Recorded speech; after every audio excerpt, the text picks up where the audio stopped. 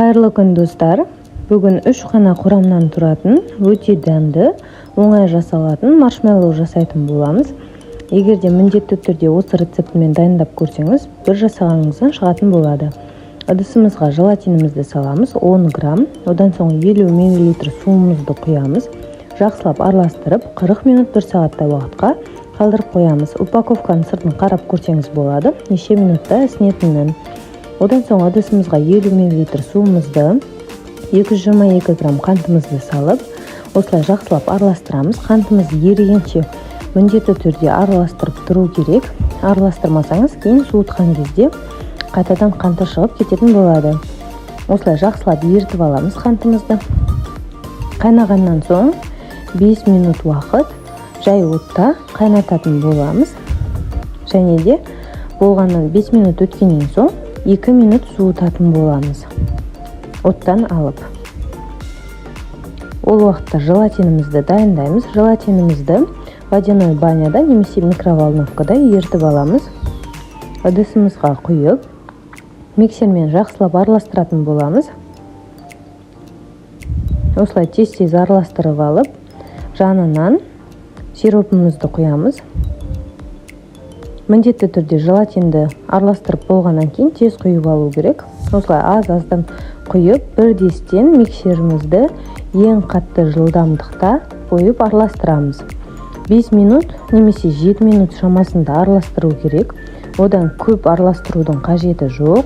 Одан көп араластырсаңыз, маршмеллоу шықпай қалатын болады. Міне дайын біздің маршмеллоуымыз, массамыз.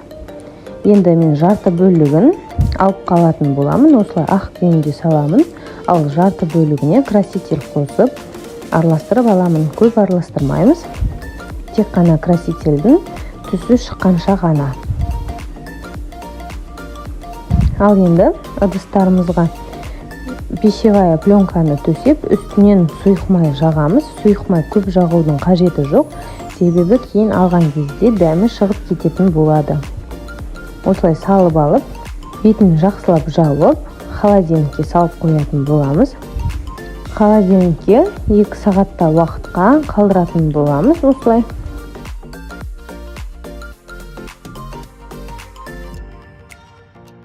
Екі сағат уақыт өтті. Енді кукурузный крахмал 15 грамм және де сахарная пудра 15 грамм екеуін бір-бірімен араластырамыз жақсылап.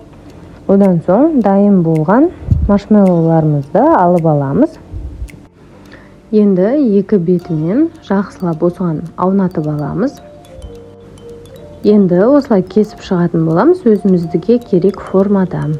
Және де жақсылап бұл жерлерінде аунатып шығамыз. Міндетті түрде аунатыңыз. Әйтпесем қолға жабысып тұратын болады. Одан соң, егерде сізде кондитерлік қайшы бар болса, кондитерлік қайшымен немесе үйдегі кәдімгі таза қайшымен осылай кесіп алатын боламыз. Өте дәмді болып шығады, воздушный болады іші. Міндетті түрде осы рецептімен жасасаңыз, бір жасағаныңыздан шығады. Дәмі әдемі болып шықты. Егерде осы видеоны соңына дейін көрген болсаңыз, менің каналыма тіркеліп қоюды ұмытпаңыз. Қоңыраушаны басып қойсаңыз болады, себебі күн сайын жаңа рецепттермен бөлісетін боламын.